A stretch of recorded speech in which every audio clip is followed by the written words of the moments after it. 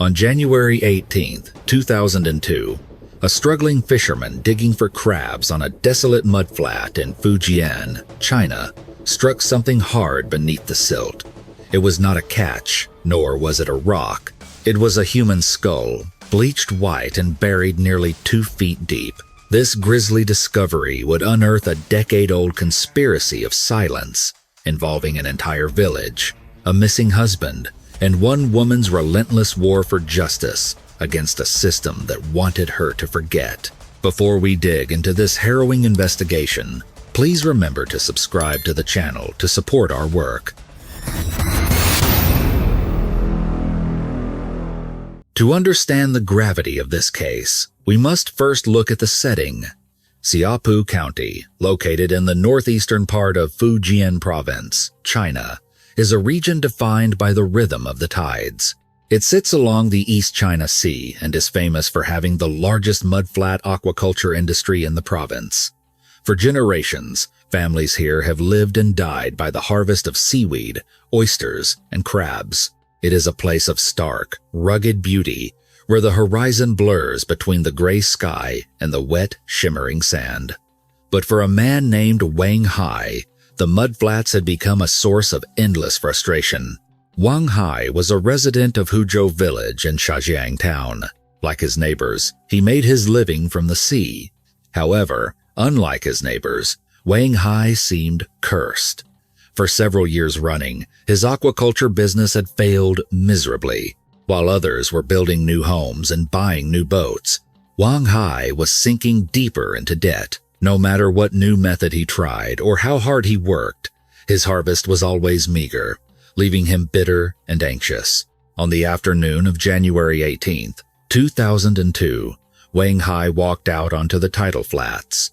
The harvest had been a total loss yet again, and he needed to clear his head. He told himself he was there to check the water conditions, but in reality, he was pacing the boundaries of his failure. As he trudged through the wet sand, a movement caught his eye. A large crab was scuttling across the surface of the mud. In these parts, a crab of that size was a small prize.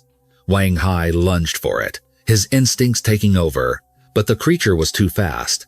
It burrowed instantly into the soft sludge and vanished. Frustrated and refusing to let even this small victory escape him, Wang Hai ran to a nearby watchtower hut, grabbed a shovel, and returned to the spot. He began to dig furiously. He dug down 1 foot, then 2. The mud was heavy and suctioned against the blade of his shovel. He found no crab. However, as he thrust the shovel down for another scoop, the metal blade hit something hard. It made a hollow, dull sound that did not resemble the strike of metal against stone. Curious, Wang Hai knelt in the mud and began to clear the dirt away with his hands. He saw a smooth, round, white object. He brushed away more silt, and the object stared back at him. It was the empty eye sockets of a human skull. Wang Hai reeled back in horror. He sat in the mud, heart pounding, staring at the grim visage protruding from the earth. Most people in this situation would run for the police. But Wang Hai was an uneducated man from a rural village, deeply entrenched in local superstition and folklore. He did not see a crime scene. He saw the source of his bad luck. In his mind, the reason his business had failed for so many years was suddenly clear. He had been working on top of a grave. This angry spirit, disturbed and unburied, had been cursing his livelihood. Terrified but pragmatic, Wang Hai made a decision. He did not call the authorities. Instead, he continued to dig. He unearthed the rest of the skeleton, which was surprisingly complete, the bones stained by the dark soil. He gathered the remains and contacted a local feng shui master named Guo Li. Wang Hai paid the master to perform a ritual to appease the spirit. He wanted to neutralize the bad luck. Under the cover of darkness, following the feng shui master's instructions, they took the skeleton to a desolate patch of wasteland some distance away and reburied it. Wang Hai prayed that the ghost would now rest in peace and, more importantly, stop interfering with his bank account. The feng shui master, Guo Li, took the money, and kept his mouth shut. But the human conscience is a difficult thing to silence. In the days following the secret reburial, Guo Li began to suffer. He could not eat. He could not sleep. Every time he closed his eyes, he saw the hollow stare of that skull. He became convinced that the spirit was now haunting him for disturbing its rest without proper rites. Driven by fear, Guo Li performed a grand requiem ceremony, a ritual to salvage lost souls, hoping to buy his own peace of mind. But in a small rural community, a grand ceremony for an unknown soul draws attention. You cannot burn incense and chant sutras for a stranger without people asking questions. The rumor mill in Fujian is faster than any news broadcast. The story spread from Huzhou village to the neighboring towns. A skeleton had been found in the mudflats by Wang Hai. The details morphed and shifted as they traveled, but the core truth remained. Eventually, the whispers reached Changchun town, specifically a man named Chen Xiaojin living in Zukuo village. When Chen Xiaojin heard the story of the skeleton found in the mud, a jolt of electricity ran through him. He immediately ran to the home of his sister-in-law, a woman named Ojour. "Sister," he said, breathless, "they found a body in the mudflats. You need to come." Ojour was not a typical village housewife. In the region, she was known as a woman of iron will. She was not a celebrity or a politician, but her name commanded respect. For nearly 10 years, she had been living in a state of suspended animation, trapped in a nightmare that began in 1993. Her husband, Chen Xiaoyou, Chen Xiaojin's older brother, had vanished without a trace almost a decade prior. The entire village of Zukuo believed they knew what had happened. They whispered that he had been abducted and murdered by the people of a rival village, Chuanlu village, during a violent feud. But without a body, there was no proof, no funeral, and no justice. For 10 years, Ojour had searched for him with a madness that bordered on obsession. She had never remarried. She had never stopped looking. When she heard her brother-in-law's news, Ojour did not hesitate. She grabbed her coat and demanded to be taken to Wang Hai's house immediately. When Ojour and Chen Xiaojin arrived at Wang Hai's home, the fisherman was defensive. He saw a frantic woman and an angry man demanding to know where he had hidden the bad luck bones. Wang Hai refused to speak. He denied everything, terrified that involving himself with these strangers would bring even more misfortune or legal trouble. Ojour, however, was done being patient. She had waited 10 years. She was not going to be stopped by a superstitious aquaculture farmer. She immediately contacted the local police. When the squad cars pulled up to Wang Hai's house, his resistance crumbled. Faced with uniforms and the threat of jail time for concealing human remains, he cracked. He led the police and Ojour to the wasteland where he and the Feng Shui master had reburied the bones. The police cordoned off the area and began the exhumation. As the dirt was cleared away, the pile of bones was brought back into the daylight for the second time. The initial assessment from some of the officers on the scene was skeptical. They looked at the location near the sea and the condition of the bones. "It is likely a drowning victim," one officer suggested, "or perhaps a suicide who walked into the tide. The body drifted here and got covered by silt over the years." It was a plausible theory. Bodies washed up on the Fujian coast occasionally. But other investigators, and certainly Ojour, pointed out a glaring inconsistency. If he drowned, an investigator noted, looking at the depth of the original hole described by Wang Hai, how did he bury himself? A body washing up on shore sits on the surface or gets partially covered. This skeleton was found deep in the mud, under layers of sediment that looked undisturbed for years until the crab dug its hole. Someone put him there. To resolve the debate, the police called in the forensic pathology unit. The bones were transported to the lab for a detailed analysis. The visual examination painted a bleak picture. The body had completely decomposed. There was no skin, no muscle, no internal organs. It was just a frame of white calcium, devoid of teeth and hair. Forensic science tells us that a body buried without a coffin, exposed to the damp earth, insects, and microorganisms, will typically be reduced to a skeleton within 5 years. Based on the level of degradation and the specific soil conditions of the tidal flat, the medical examiners estimated the time of death to be much longer than 5 years. Their final report was precise. The victim had been dead for approximately 9 to 10 years. The biological profile began to take shape. The deceased was male. Based on the fusion of the bone ends and the wear on the joints, he was between 35 and 45 years old. He stood between 5 feet 9 inches and 5 feet 11 inches tall. But the most chilling part of the report was the cause of death. It was listed as traumatic shock. In medical terms, traumatic shock refers to a catastrophic failure of the body's systems, respiratory and circulatory, usually caused by severe injury and pain. It implies a violent, agonizing end. The pathologist ruled out an accident. This was not a man who had fallen off a boat or been hit by a car. The skeleton told a story of brutality. There were numerous fractures across the body.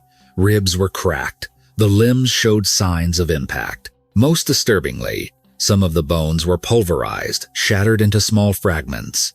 This pattern of injury is consistent with repeated strikes from blunt objects. The killers had not used knives or guns. They had used things that do not cut but crush. Hammers, iron bars, thick wooden clubs, or bricks. The victim had been beaten to death. The police now had a murder case, but they still did not have a name. While the description male, 35 to 45 years old, 5 feet 9, dead for 10 years, matched the missing husband Chen Xiaoyou perfectly, the police needed scientific certainty. In a modern case, this would be the moment for DNA profiling. The investigators hoped to extract DNA from the bone marrow and match it with Chen Xiaoyou's children or siblings. However, the environment had destroyed that evidence. The skeleton had been soaking in saline-rich seawater and mud for a decade. The salt had penetrated the bone matrix, degrading the genetic material and making a standard DNA extraction impossible with the technology available at the time. While the police struggled with the identification, another twist complicated the investigation. News of the discovery had spread wide, reaching another woman in Zukuo village named Chen Yimiao. She came rushing to the police station, tears in her eyes, with a different story. "That might be my husband," she told the officers. Her husband, a man named Wu Wenny, had been 45 years old when he disappeared. He was a fisherman. 10 years ago, his boat had capsized in a storm. 2 crew members were rescued, but Wu Wenny and another sailor were swept away. His body was never found.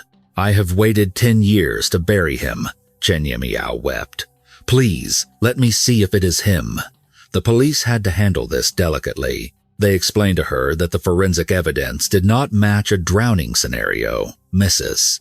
Chen," the lead detective said gently, "your husband was lost at sea. This man was beaten. His bones are broken by human hands, not by the waves. And he was buried deep in the mud, intentionally." Despite the explanation, the uncertainty lingered. Without DNA, how could they prove it was Ojour's husband and not the drowned fisherman? The police needed a way to put a face on the skull. They turned to a technique known as craniofacial superimposition. This involves taking the skull and using computer modeling to reconstruct the likely appearance of the face, the depth of the tissue, the shape of the nose, the set of the eyes. They then took this reconstruction and overlaid it with old photographs of the missing man, Chen Xiaoyou. The experts worked meticulously, aligning the anatomical landmarks of the skull with the facial features in the photograph. The jawline, the brow ridge, the spacing of the eyes, everything had to be perfect. After days of analysis, the results came back positive. The skull was a perfect structural match for the face of Chen Xiaoyou. The police officially confirmed the identity. The skeleton in the mud was indeed the missing husband Ojour had been searching for. With the victim identified, the police sat down with Ojour to record her official statement.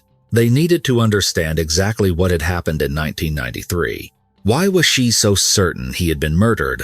Why had no one been arrested at the time? Ojour, her face hardened by years of grief, began to tell the story of a day that had started with a simple village dispute and ended in a massacre. It was 1993, she began. My husband was innocent. He wasn't even involved in the fight.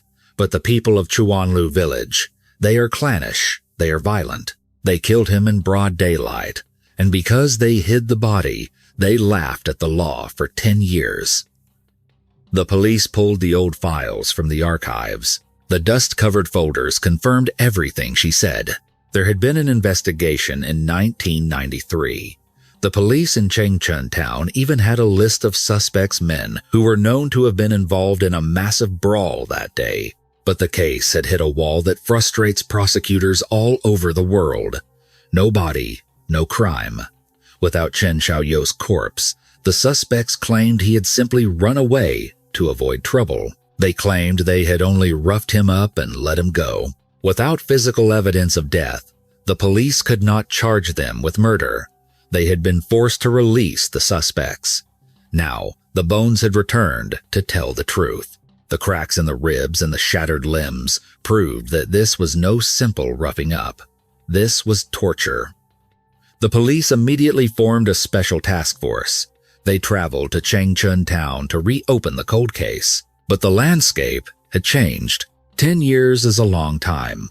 Witnesses move away, memories fade, and alliances shift. The investigators faced immediate resistance. When they went to Chuanlu village to ask questions, they were met with blank stares and slammed doors. The villagers claimed they didn't remember anything from a decade ago. Others were openly hostile. Even worse, the primary suspects, the men whose names were in the old file, were gone. Knowing that the discovery of the skeleton would eventually lead the law to their doorsteps, they had fled. They had scattered across the vast Chinese countryside, melting into the floating population of migrant workers. Finding them would be like finding a needle in a haystack. But this time, the police had something they didn't have in 1993. A body, a cause of death, and the unwavering pressure of a widow who would not let them rest. The hunt for the killers of Chen Xiaoyou had officially begun. The investigation had transformed from a missing persons case into a homicide inquiry, and the stakes could not have been higher. The discovery of the skeleton had shattered the decade-long silence that protected the killers. For years, the suspects had relied on the legal gray area of a missing corpse to evade justice. But the bones found in the mudflats provided the leverage the authorities needed to finally apply pressure. Realizing that the physical evidence would inevitably lead to arrests, the police moved with aggressive speed to prevent the suspects from fleeing again. The task force coordinated a massive dragnet, mobilizing officers not just in Xiapu County but across the neighboring provinces, where the suspects were known to hide as migrant workers. The police knew that time was the enemy. If the primary targets caught wind of the forensic identification, they would disappear into the vast, anonymous industrial zones of southern China. Through tireless surveillance and the cooperation of informants, the dragnet tightened. One by one, the men who had terrorized Ojour's family were brought into custody. The police arrested 5 key individuals: Chen Dabao, Chen Daifan, Chen Shijing, Chen Shibin, and Chen Yintao. These men, once arrogant in their impunity, now found themselves in interrogation rooms, confronted with the photos of the fractured skull and the forensic report detailing the brutal nature of the death. The psychological wall of silence crumbled. Faced with the undeniable reality of the body, the prisoner's dilemma took effect. Each man, fearing that his accomplices would cut a deal first, began to talk. They could no longer claim that they had merely roughed up Chen Xiaoyou and released him. The shattered bones proved otherwise. After hours of intense questioning, the group bowed their heads and confessed. Their testimony transported the investigators back to the afternoon of October 18, 1993, revealing a sequence of events that was more horrifying than anyone had imagined. It was a story of misplaced vengeance, mob mentality, and the terrifying speed with which a community can turn into a killer. To understand the murder, one must understand the context of the violence. On that fateful afternoon in 1993, the tension between Zuquo Village and Chuanlu Village had reached a boiling point. Both communities relied heavily on the tidal flats for aquaculture, farming clams, oysters, and seaweed. In a region where every square foot of mud represented a livelihood, territorial disputes were common.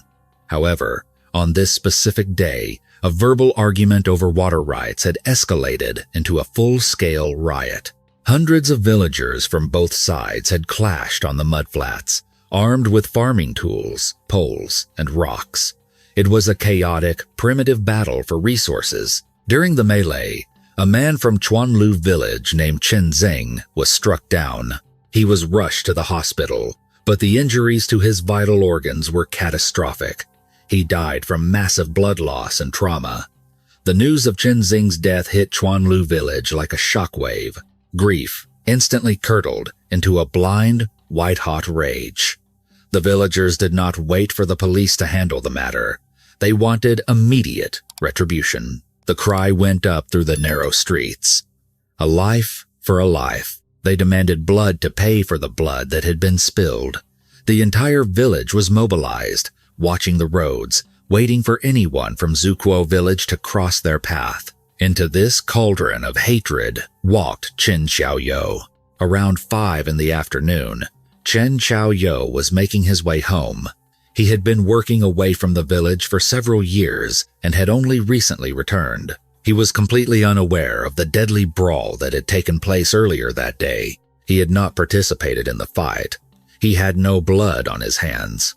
In his mind, he was a neutral party, a man simply trying to get home to his wife and children. He boarded a local bus in the town center, intending to travel back to Zuquo village. The route, however, required the bus to pass directly through the heart of Chuanlu village. The bus driver, a local man who had heard about the violence, recognized the danger immediately. He saw Chen Xiaoyou and knew he was from Zuquo. "Do not get on this bus," the driver warned him urgently. "There is bad blood today. The people in Chuanlu are looking for revenge. It is not safe for anyone from your village to go through there right now." But Chen Xiaoyou brushed off the concern. He was confident in his own innocence. "I have been away on business for years," he told the driver. "I have not been involved in any village disputes. I have friends in Chuanlu. They know me. They have no reason to hurt me." Tragically confident that logic would protect him from emotional rage, Chen Xiaoyou stepped onto the bus. He sat down, believing his neutrality was a shield. It was the last mistake he would ever make. The bus rattled down the coastal road and eventually pulled into the stop at Chuanlu village. The atmosphere outside was electric with tension. As the doors opened, several men from Chuanlu stepped onto the bus. They were scouts, looking for targets.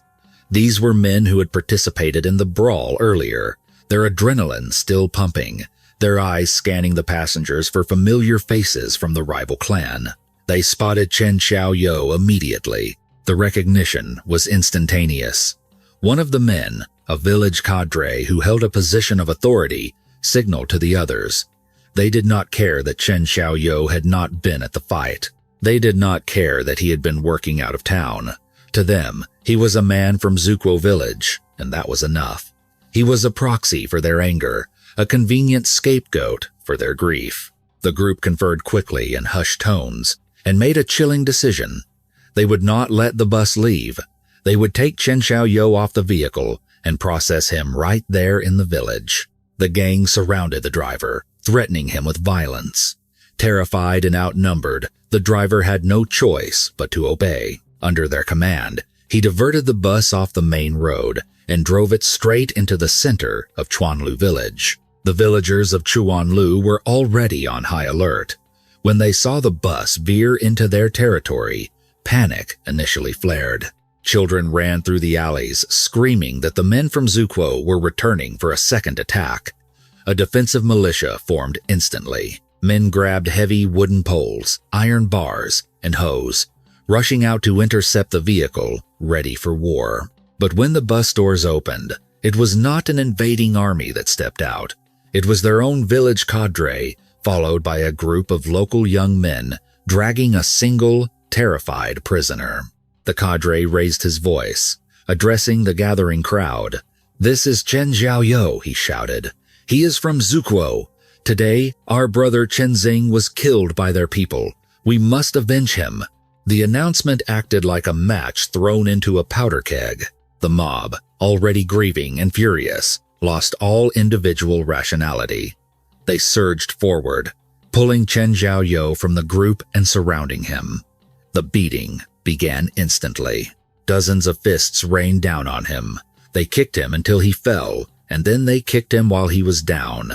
But this was not just a beating. It was a public shaming ritual turned lethal. They tied his hands tightly behind his back, binding his arms so painfully that his shoulders were nearly dislocated. They forced him to march through the village streets, a parade of cruelty. As he stumbled along, the villagers lined the path, jeering and cursing him. They pelted him with rocks and garbage. They used whatever weapons were at hand. Thick bamboo stakes and heavy wooden clubs struck his back, his legs, and his head. Twice, fueled by the desperate instinct to survive, Chen Xiaoyou managed to break free from the immediate circle of his tormentors. He ran, his heart pounding, looking for an alleyway or a place to hide. But he was alone in enemy territory. Both times, the mob chased him down, tackling him to the dirt. And both times, the punishment for running was even more severe than before. After a terrifying procession, they dragged him to the ancestral hall of the village, the spiritual center of the community.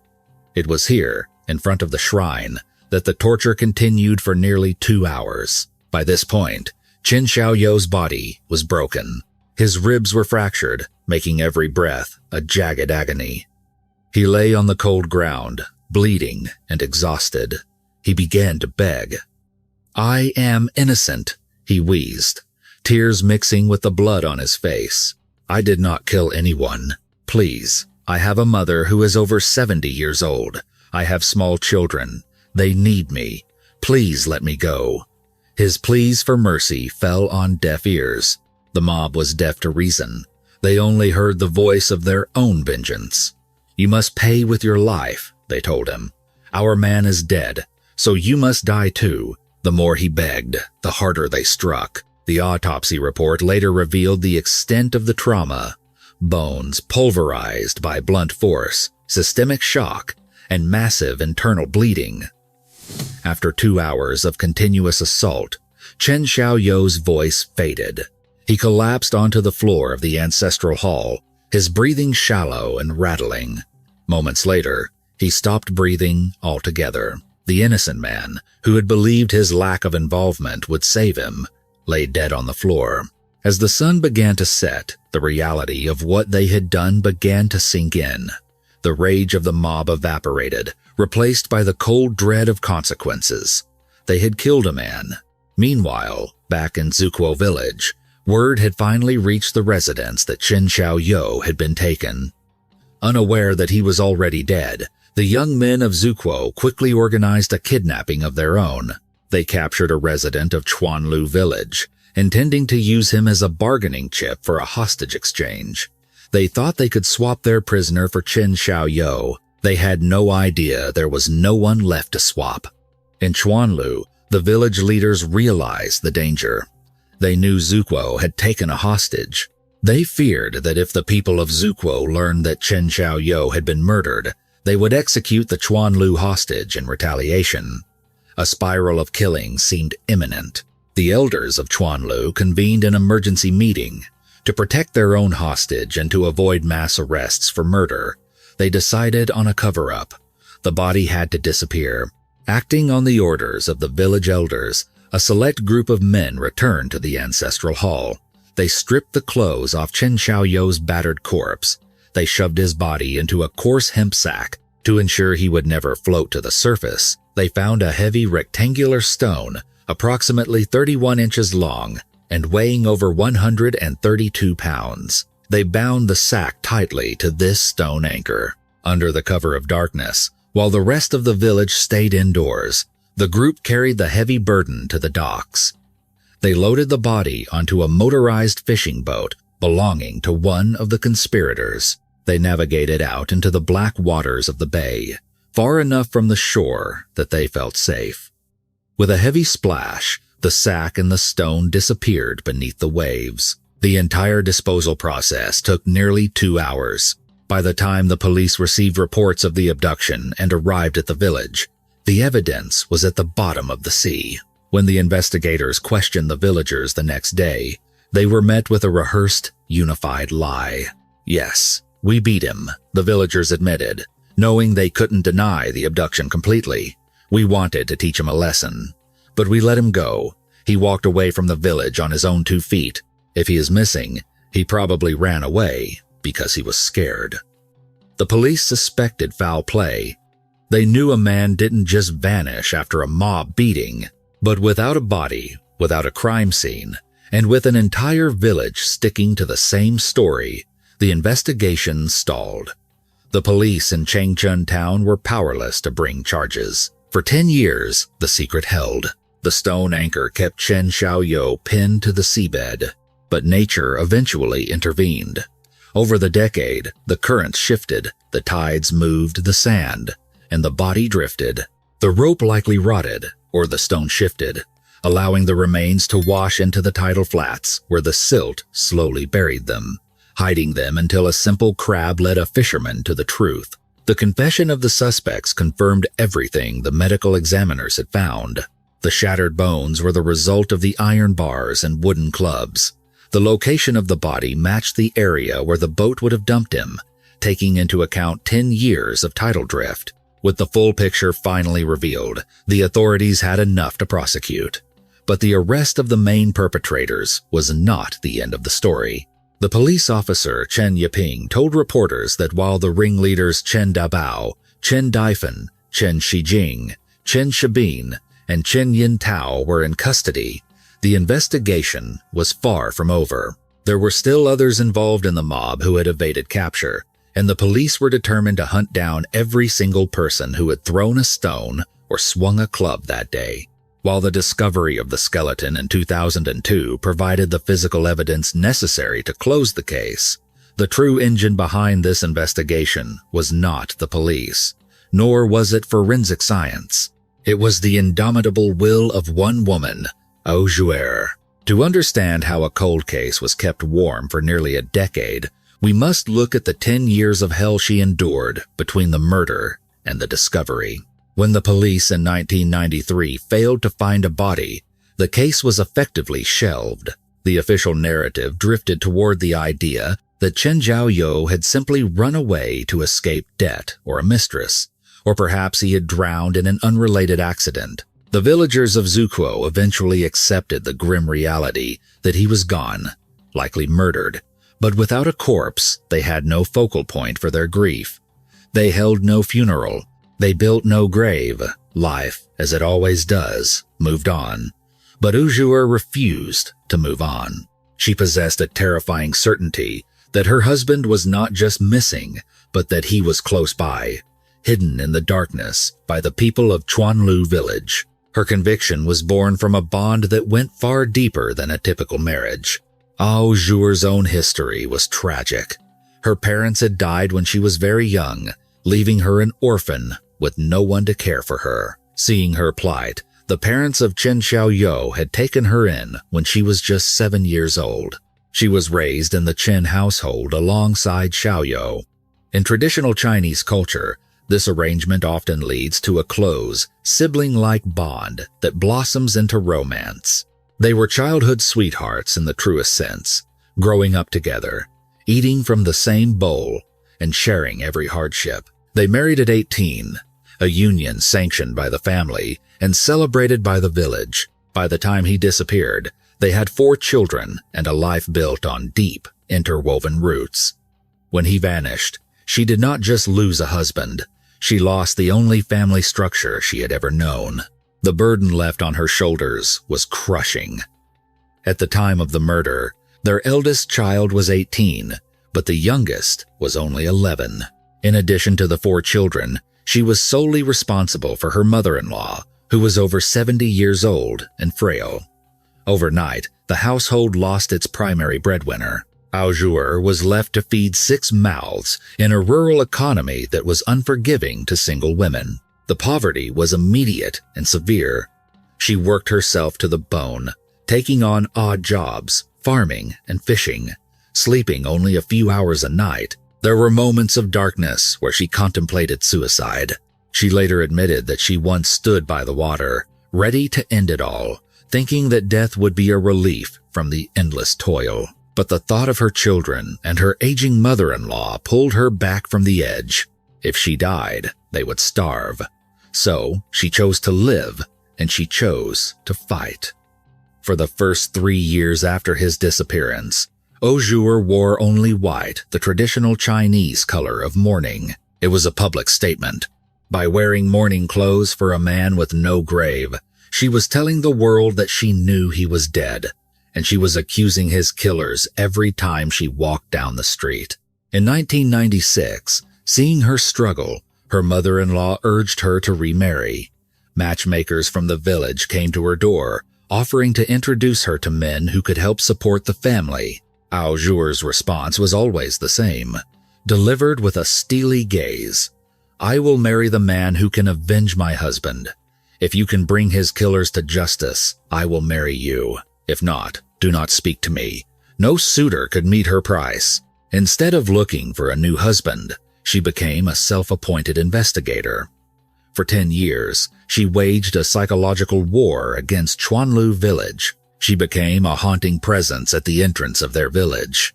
Regardless of the weather, whether it was the blistering heat of summer or the biting winds of winter, she would stand at the village gate, screaming the names of the men she suspected. She would demand they return her husband's body. The reaction from Chuanlu village was hostile. They threw stones at her. They threatened to beat her to death if she did not stop coming. "Crazy woman," they would shout. "Get out of here before you join him." But their threats had the opposite effect. Every time they threatened her, it confirmed to her that they were hiding something. Their aggression was not the annoyance of the innocent. It was the defensiveness of the guilty. She fed on their hatred. It fueled her resolve. Her relentless crusade turned her into a local legend in Xiapu County. Everyone knew the story of the Mad Widow of Zuquo, but with notoriety came support. The community began to rally around her. When she traveled to distant coastal areas to check on rumors of washed-up bodies, taxi drivers would refuse to take her fare. When she ate at local roadside stalls, restaurant owners would recognize her and give her extra food, refusing to accept payment. In her own village, neighbors quietly took over her farm work so she could continue her search. This public pressure eventually cracked the wall of silence in Chuanlu village. One day, an anonymous letter arrived at Ojour's house. It was written by a villager from Chuanlu, whose conscience could no longer bear the weight of the secret. The letter was detailed and devastating. It described the events of that bloody afternoon: the bus, the beating in the ancestral hall, and the names of the ringleaders. Crucially, it mentioned that the body had been weighted down and dumped at sea. The writer expressed deep remorse and apologized to Ojour, but they did not sign their name. Because the letter was anonymous, it could not be used as evidence in court. The police could not issue arrest warrants based on an unsigned note. However, it validated everything Ojour believed. It gave her the specific detail she needed to keep pushing the authorities. She took the letter to the police station, slammed it on the desk, and demanded they keep the file open. Her crusade was not a solitary one. Her children inherited her pain and her determination. Growing up in the shadow of a murdered father was torment for them. In school, other children were cruel, as children often are. They were bullied and called fatherless children. Some superstitious neighbors even whispered that the family was cursed, claiming they were bad luck because their father had died a violent death and remained unburied. Every time the children heard these insults, they did not cry. They clenched their fists. They made a pact with their mother. No matter how long it took, they would find him. When the skeleton was finally unearthed in 2002, the children did not recoil from the gruesome sight. They felt a sense of peace. "Father has finally come home," they said. The discovery of the body vindicated Ojour, but the final chapter of this saga required the capture of the men who had evaded justice for so long. While 5 suspects were in custody, the police knew that others were still on the run. The case had gained too much attention to leave any loose ends. One of the key figures, a man named Chen Shijing, attempted to sever his ties with the region completely. Investigators learned that he had hurriedly sold his motorized fishing boat, the very tool of his livelihood, to a local buyer. He was liquidating his assets, preparing to flee to a different province where he could disappear under a false name. The police moved fast. They tracked the sale of the boat and traced his movements. Just as he was packing his bags to leave the county, officers surrounded his hideout. He was arrested before he could step onto the bus that would have taken him to freedom. Another suspect, Chen Shibin, proved more elusive. He had fled Chuanlu village immediately after the skeleton was found, vanishing into the rural network of safe houses and relatives. Intelligence eventually placed him in Luliu village, a remote community difficult to access without being spotted. The police set up a surveillance perimeter. For days, they watched the house where he was rumored to be staying, fighting off fatigue and mosquitoes. Finally, on October 17, 2002, their patience paid off. Chen Shibin stepped out of the house, perhaps to smoke or get fresh air. The officers swarmed him. He was tackled to the ground, the handcuffs clicking shut on a decade of evasion. With the primary ringleaders Chen Dabao, Chen Daifan, Chen Shijing, Chen Shibin, and Chen Yintao all behind bars, the local police chief, Wang Jianhua, announced that the case was largely solved. However, he emphasized that the hunt for the remaining accomplices would continue. There were dozens of people in that mob, and the law has a long memory. The resolution of the case sent a shockwave through the region. It was a stark reminder that the mob mentality is not a legal defense. For 10 years, the people of Chuanlu village had protected their own, operating under a twisted code of loyalty that prioritized clan over justice. They believed that if everyone was guilty, no one was guilty. They believed that time would wash away the blood. They were wrong. The tragedy of this case lies not just in the brutal death of Chen Xiaoyou, an innocent man caught in the wrong place at the wrong time, but in the collective moral failure of an entire village. Hundreds of people knew he had been beaten to death. Hundreds of people knew his body had been dumped in the sea. Yet, for 10 years, they watched a widow drive herself to the brink of insanity, and they said nothing. They let her search the mountains and the beaches, knowing she was looking in the wrong places, and they maintained their silence. It took the shifting of the tides, the curiosity of a crab, and the unyielding love of a wife to break that silence. For Ojour, the convictions brought a sense of closure, but not joy. Justice does not bring back the dead. It does not erase the 10 years of poverty, the nights of weeping, or the childhood stolen from her children. But as she stood in the courtroom and watched the men who killed her husband serve their sentences, she knew she had kept her promise. She had not let him be forgotten. She had fought the village, the police, and time itself, and she had won. In the end, the most powerful force in this investigation was not the law, but the refusal of one woman to accept a lie. This case is a terrifying example of how quickly ordinary people can become monsters when fueled by mob mentality, and how a conspiracy of silence can destroy a family just as effectively as the murder itself. It makes you wonder if that skeleton hadn't been found by sheer luck. Would the villagers of Chuanlu have taken this secret to their graves? What do you think about the sentencing in cases like this? When a mob kills a man, should every single person present be charged with murder, or just the ringleaders? Let us know your thoughts in the comments below. If you found this story compelling, please like the video and subscribe to Case X for more investigations into the world's most mysterious crimes. Stay safe, and thanks for watching.